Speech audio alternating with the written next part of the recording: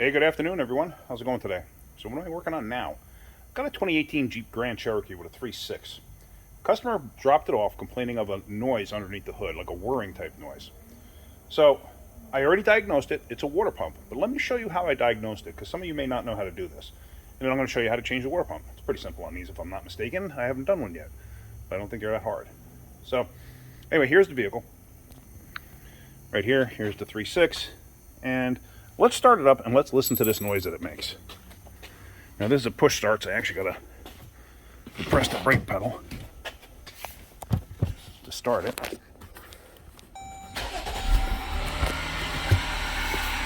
All right, you hear that whirring? That's the water pump. So how did I figure out that it's the water pump? I use this long screwdriver. Now let me show you this. The way I do it is this. You take the long screwdriver, you set it down. You want to go like to the alternator or something like that. You want to get kind of close to wherever the belt is. If you can. If you can't, you can't. But there, that's relatively close. And then you're going to do this. You're going to put your ear up to it. Be careful when you do this. So now next thing I'm going to do is I'm going to go to the tensioner. Right there. Same thing.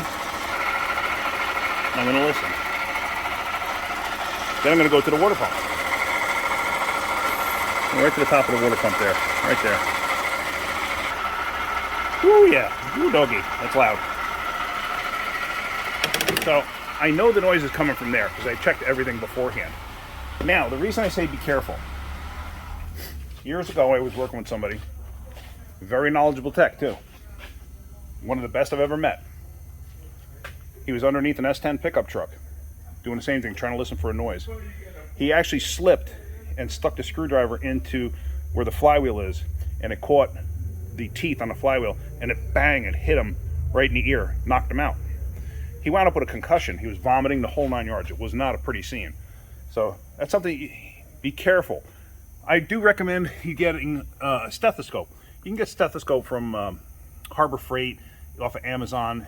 You know, they're available. I just don't have one. I've had several over the past years, but couldn't tell you where they are. They get lost. I probably leave them under the hood is probably what happens. So, all right, so let's go on and I already got the water pump here, so let's start tearing into this and let's do a water pump. So basically we're gonna remove the upper cover.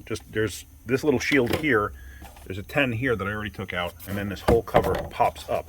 You may have to tug on it quite hard because it's got little booties that like grab a hold of these towers and just locks it in place. So now we're going to take the air intake off, which is just the coolant temp, or the intake air temperature sensor has to come off, and got to connect this retainer off here for the wiring harness.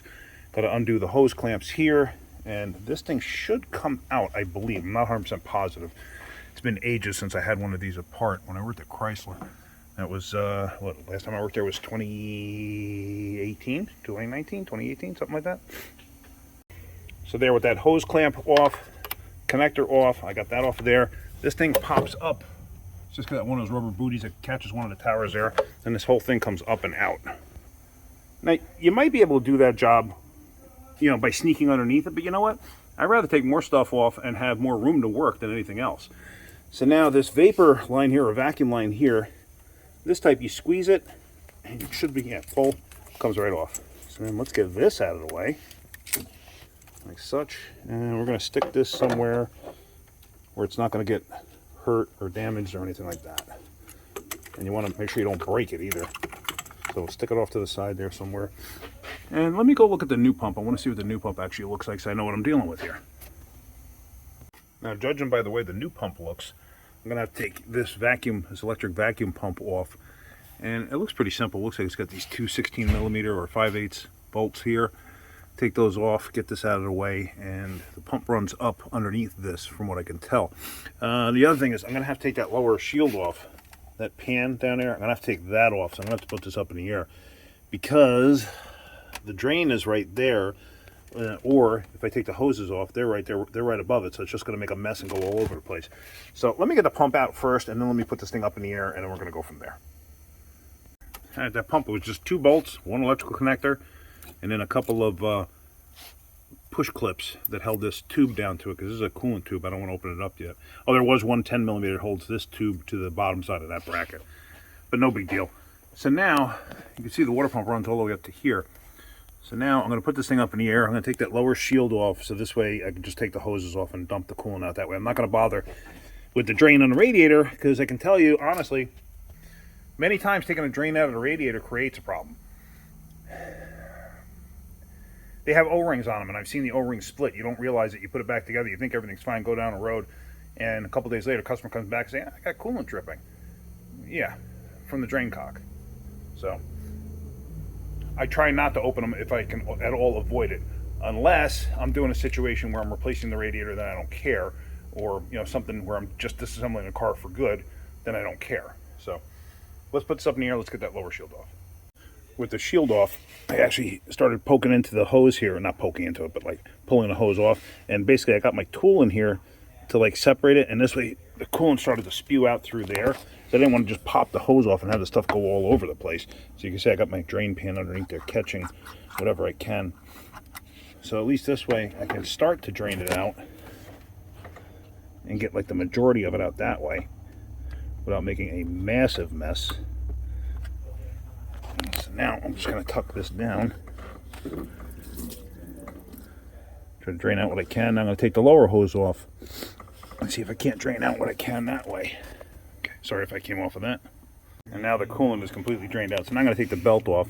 I'm replacing the belt too. I'm still waiting for it. Supposedly it's something weird about this belt. It's a weird part number.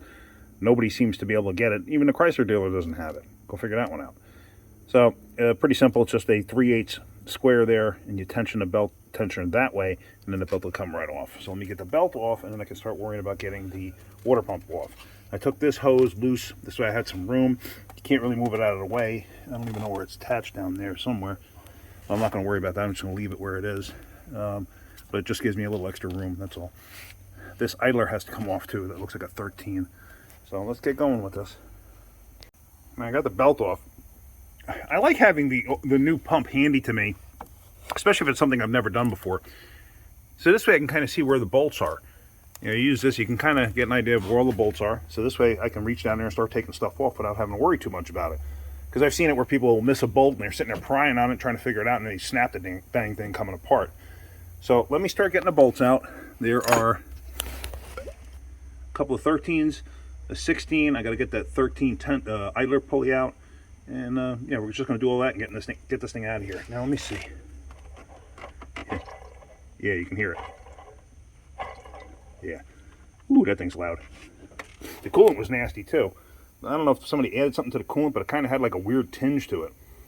So almost like a McDonald's chocolate shake tinge. Not like blown head gasket, but just weird. So let me start getting all this stuff apart. I got all the bolts out. The larger ones from up top I put over there, the smaller ones put over here. So now that thing's actually ready to come off. Let's just see. Stuck in place. Did I forget a bolt? I don't think I did. Pretty sure I got them all. But one thing I wanted to point out, if you notice, some of the bolts have these plastic collars on them. What these are for, this plastic piece, that's to center the pump. These are basically just like a alignment sleeve. So you do want to put them back in. Is it 100% necessary? Not really. But I like to put them back in if possible. Some of them, like this one here, it seems the longer ones have them, the shorter ones don't. So this one, whatever hole I took this one out of, that sleeve must be stuck in the hole. Not a big deal, just take it out later. So let me knock this pump off here. I'm sure it's just stuck on the gasket. So I'm just going to hammer and knock it off. It was really stuck on there pretty good. I used my large dead blow and I was hitting the tube here, and I kept on looking, thinking, man, I must have forgotten something. But no, it actually was just really stuck on the gasket. So, and it's still stuck on the gasket. There it goes. And the gasket's stuck on there. But if you look, I don't know if somebody must have put stop leak in this. That's the only thing I could think of. Yeah, because that's coolant. See it pouring out of there? So somebody added stop leak to this. I don't know why people do that. You have a 2018 car. Why would you add stop leak to it? Makes no sense. Fix the problem. Now let's get that gasket off, and then let's clean down the gasket surface. That should just peel off, I would assume. be careful when you're doing stuff like this. You can cut yourself because that stuff can act like a razor blade. That gasket, it's one of those thin metal gaskets like that. See in the back? All right, let me get that off of there. With the gasket off, if you look close, look at that surface there. See how pitted that is? What is that pitted from? That's the water pump side. That's the impeller side here. If you look at the impeller, you can see it's almost got like an etched look to it. Huh. Is that from dead antifreeze? Is that from somebody adding stop leak? Is that from a bad engine ground? Is that electrolysis that's causing that? I would think on this vehicle, if it was a bad engine ground, this thing would be setting codes of some sort for something, because there's so much electronics on this thing. I don't know. All right, let's, I'm going to wipe down that gasket surface, Scotch-Brite it a little bit, and then we're going to go back together. I dug that collar out of the water pump there, and I put it back onto the bolt. So now here's the gasket. Lay the gasket in place. So what I'm going to do is I'm going to stick, you know, 2 of the bolts through the holes, and then this way I can line it up and go into place with it. So then you just go in, you get them caught a couple of threads, leave everything loose, and catch all the bolts first before you go and start tightening anything. So let's get that done. So there we go. We got the top corner one caught, the bigger one, and then I got that one caught right there. So now the whole thing is loose, but you want it like that. So now I'm going to catch all the other bolts first to make sure they're all threading in before I start tightening it down. So now all the bolts are caught, every single one of them. I got 2 of them that are brought all the way down by hand. So now what I'm going to do is I'm going to bring the rest of them all down, and that's when I'm going to tighten them up. And you try to tighten them up in some sort of order, like crisscross, go opposites and stuff like that, all the way till you reach the ends. You don't want to go like in a complete circle around it, like it's starting at one point and just going like that. You don't want to do that. You can warp the pump and stuff like that. And now with the pump on and tightened up by hand, now I can go ahead and I can just start putting everything else back together. So like I always say, reverse procedure to install. All right, so everything's together. I got it filled with coolant. Nice thing about this system is it's self-bleeding. The highest point, which under here is off this tube, it actually has a feeder tube that runs off into the purge tank here. And so as you're filling it up, it self-bleeds out into the purge tank. So that's a nice system, or a nice design of this system. So let's start it up and make sure that we have no more noise.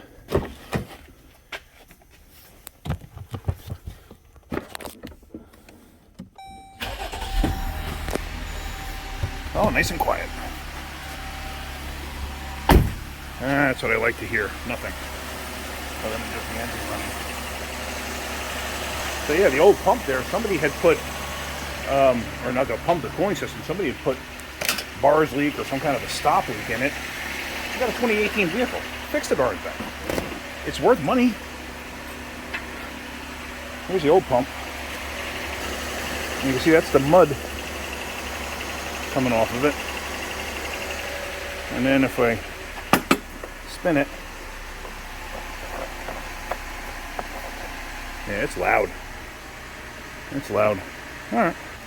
Here's what it is. So I'm just going to make sure all the air is out of the system. I'm pretty confident it is. I'm going to wash up and I'll take it for a road test. But that's pretty much it. So, pretty simple water pump.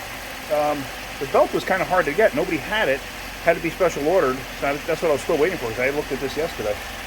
But yeah, so if you're getting something out of my videos, hit that like button. If you could, please subscribe. Alright guys, have a great day.